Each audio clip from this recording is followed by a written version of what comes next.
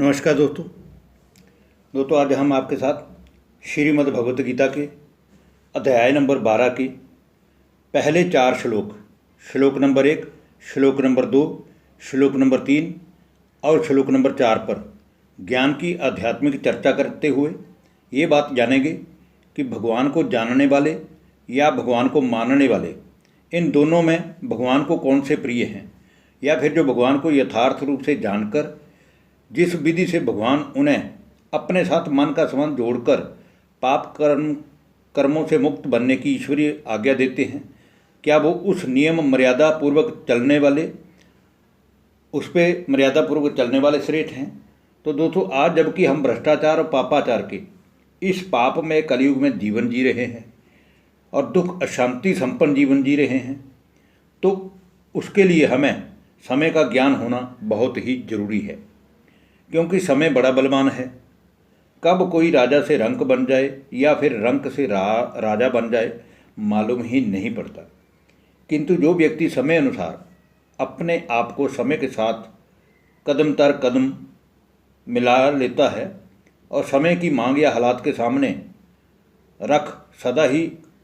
हर कर्म करते हुए ईश्वरीय लगन में मगन रहकर हर कर्म करता है, वह तो जैसे कि मृत्यु से पहले ही अपने पुराने पापों से मुक्ति प्राप्त कर लेता है।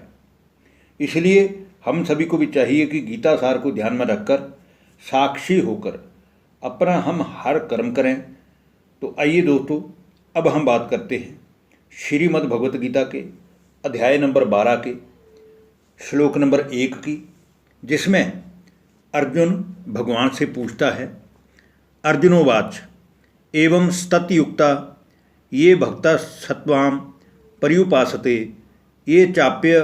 क्षरम व्यक्तम तेषां के योग वित्तमाः। इस श्लोक के द्वारा अर्जुन भगवान से पूछता है, हे ईश्वर, मैं आपसे एक बड़ा ही गूढ़ प्रश्न पूछना चाहता हूँ कि संसार में ये जो भी 2 प्रकार के भक्त हैं या वत्स हैं, एक वह हैं जो आपकी अनन्य भक्ति करके मन से निरंतर आपके लिए ही ध्यान भजन में मगन रहते हुए, परंतु वह केवल सगुण रूप परमेश्वर को ही अर्थात साकार की ही भक्ति करते हैं, और उससे दूसरे भिन्न वह हैं जो केवल सत्य चित्त आनंद स्वरूप अविनाशी अजन्मा निराकार ईश्वर के ध्यान भजन में सच्चे मन से लगे रहते हैं। उन दोनों ही प्रकार के उपासकों में आपको दोनों में से उत्तम कौन सा है, अर्थात आप दोनों में से किसे श्रेष्ठ कहेंगे, कृपया करके आप मुझे इसके बारे में बताइए। इसके बाद अर्जुन के प्रश्न का उत्तर देते हुए भगवान कहते हैं, श्रीमद् भगवत गीता अध्याय नंबर 12 श्लोक नंबर 2, जिसमें भगवान कहते हैं, श्री भगवानुवाच मया वेश्य मनो ये माम नित्य युक्ता उपासते श्रद्धा पर्योपेतास्ते मे युक्त तमा मतः। भगवान बोले, हे अर्जुन, जो मनुष्य मुझ में ही निरंतर मन को एकाग्र चित्त करके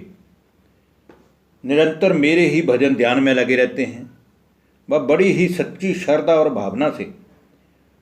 मन को साफ दिल रखकर मुझ ईश्वर को सगुण रूप या साकार समझकर भजते हैं, वह भी मुझे योगियों में उत्तम मान्य है। परंतु वो मेरा यथार्थ निराकार रूप ना जानकर मुझे केवल सगुण रूप धारी समझकर याद करते हैं। अब हम दोस्तों बात करेंगे श्रीमद् भगवत गीता के अध्याय नंबर 12 के श्लोक नंबर 3 श्लोक नंबर 4 की, जिसमें फिर भगवान अर्जुन को कहते हैं, ये त्वक्षरम निर्देश्य म व्यक्तम पर्युपासते सर्वत्र गम चिंत्यम च कूटस्थ मचलम दुर्भम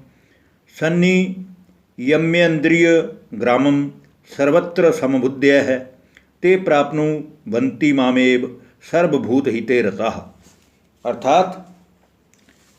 हे अर्जुन, जो मनुष्य मन बुद्धि के द्वारा समस्त कर्म इंद्रियों पर विजय प्राप्त करते हुए मन बुद्धि से भी परे मुझ निराकार ईश्वर को याद करते हुए सदा ही अपने मन की स्थिति एक रस रखते हैं, वह मुझे अजन्मा अचल अविनाशी और सत्यचित आनंद वास्तव में ही जान लेते हैं। वे तो संपूर्ण संसार के सभी मनुष्य के कल्याण में लगे हुए सबको समान भाव से रख मुझे याद करते हैं, वह तो मुझे पा ही लेते हैं। अर्थात वह यथार्थ निश्चय वाले हैं, क्योंकि उन्होंने जान लिया है कि ईश्वर एक ही है और वह ज्योति जैसा निराकार है। इसलिए दोस्तों, समय की जरूरत भी यही है।